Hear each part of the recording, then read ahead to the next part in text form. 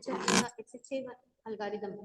Today, we are diving into one of the foundational hashing algorithms used for ensuring data integrity. Have you ever wondered how we can confirm that a file you downloaded has not been tampered with? That's where hashing comes in. In this session, we will explore SHA-1's workflow, application, and why it's no longer recommended for secure cryptography. Let's start with the basics. What is hashing? A hash function converts any input into a fixed size string of characters. It's like a digital fingerprint for your data. Hashing is crucial in verifying data integrity, storing and passwords and more. For instance, when you downloaded a file and see a checksum provided, that's a hash to confirm the file's authenticity.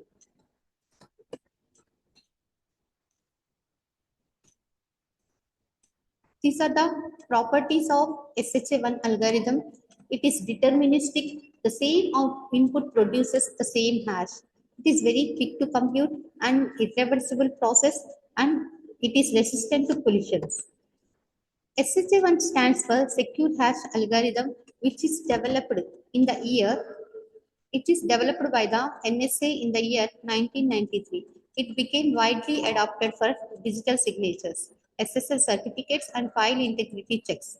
SHA-1 takes any input size and produces a fixed 160-bit hash value.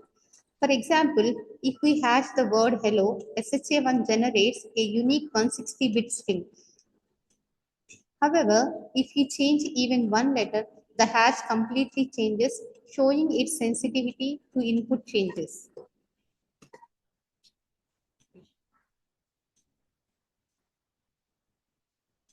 SHA-1 works in 5 key steps. Let's break them down step by step. In step 1, pre-processing, first the message is padded to make its length of multiple 512 bits. A 1 bit is added, followed by enough 0 bits, and finally the message's original length is appended as a 64-bit value. In step 2, initialization phase, SHA-1 uses 5 initial 32-bit hash values called H0 to H4 to start the process.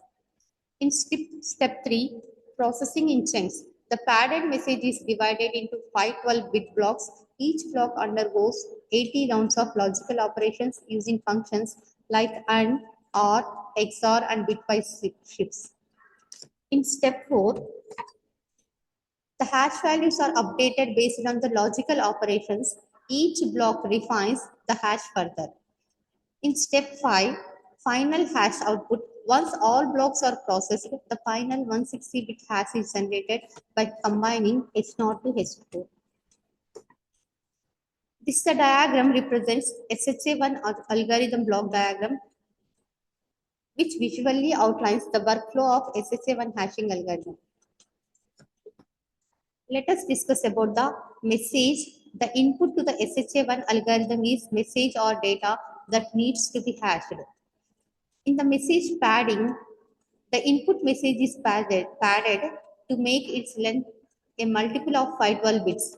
Padding involves adding a 1 bit, adding enough 0 bits to reach a total length of 448 bits modulo 512, appending the original message length as a 64-bit binary value.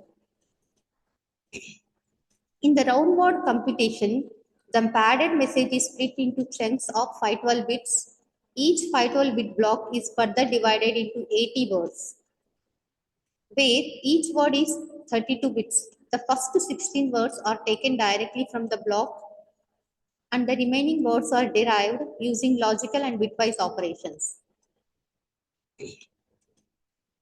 In the initialization of variables A, B, C, D, E, the algorithm uses 5 32-bit variables named A, B, C, D, E to hold intermediate and final hash values.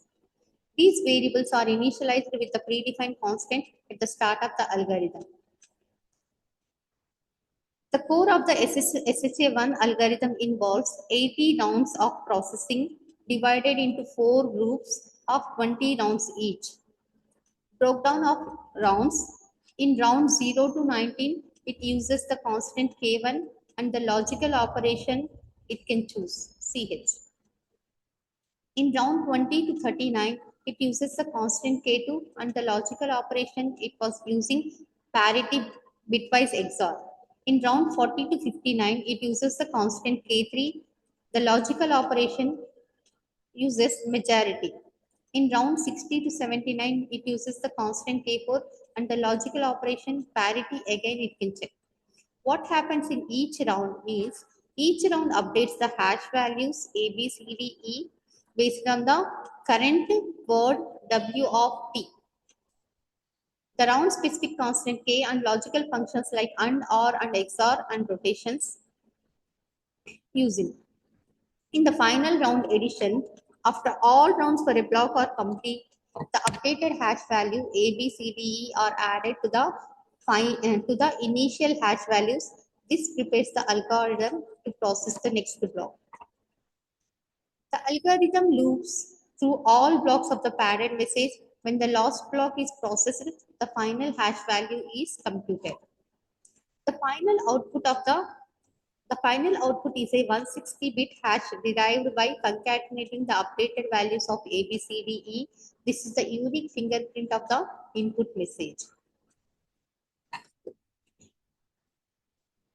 These are the logical functions or operations used in the algorithm and or XOR NOT and bitwise rotations we are using in this algorithm and different logical functions used in each of the 4 rounds.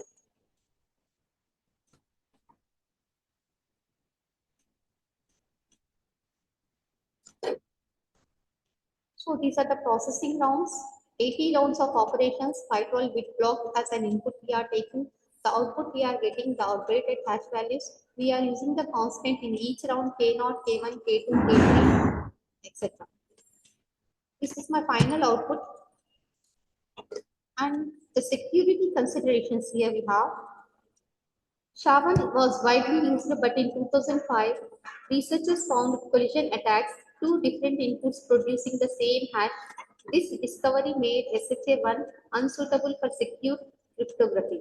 Today, we use stronger algorithms like SHA-256 or SHA-3 for critical applications. Despite its flaws,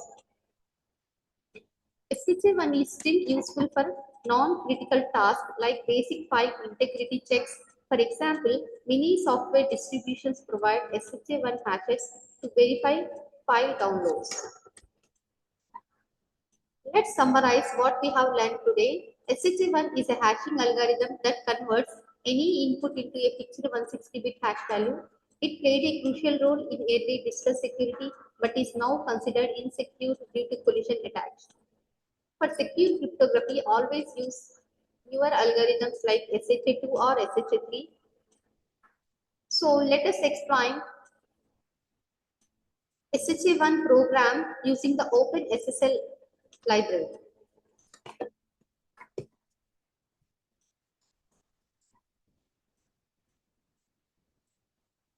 So here we are using the header files stdio.h, which is standard input-output header files for the functions like printf, which is used to display the output of the console. The string.h, which provides functions for manipulating strings such as str length, which is used to compute the length of the string. In OpenSSL, this line includes OpenSSL SHA header file. It provides the necessary function and constant needed to compute SHA-1 hashes.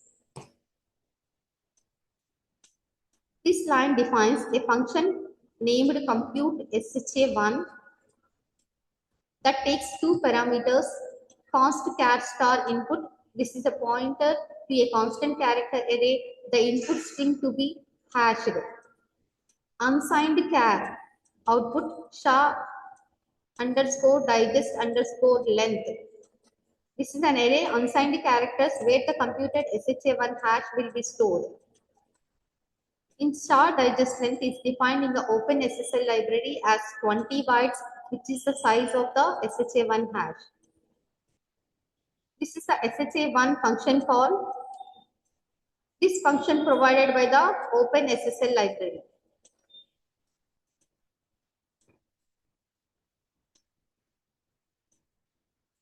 So we are using strlen to find out the string length,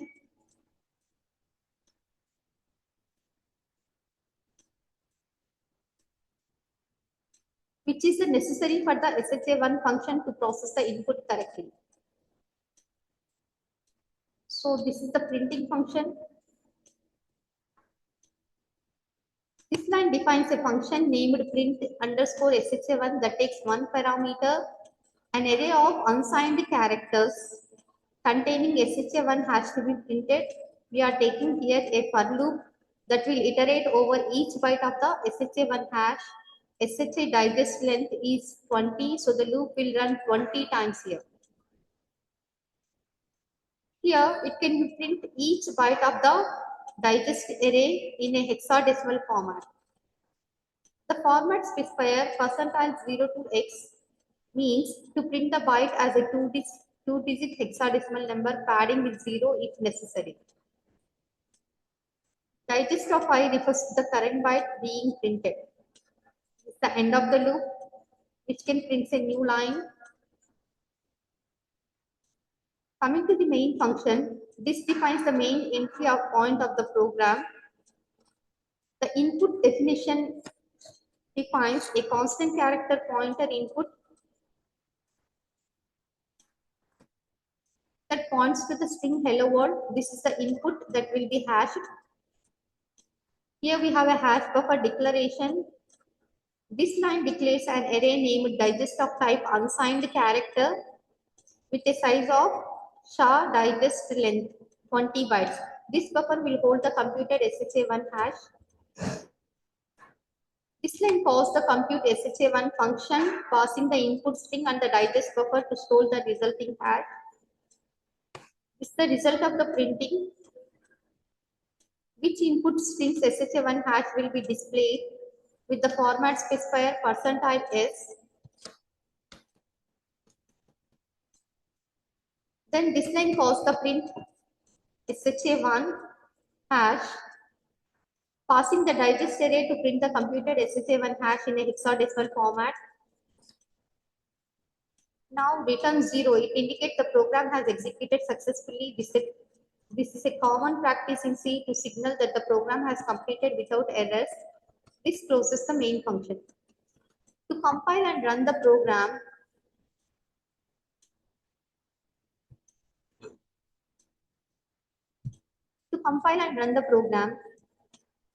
we will use install OpenSSL if not already installed on Ubuntu or Debian. On CentOS or Fedora, we are using this line to install OpenSSL. To save the program, we are using the program name .c. To compile the program, we are using the command gcc-o. Program name here we are giving and program name .c. To run the program, /program name we are using.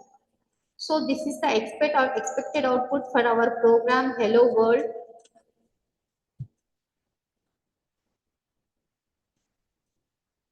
So the output represents SHA-1 hash of the string hello world.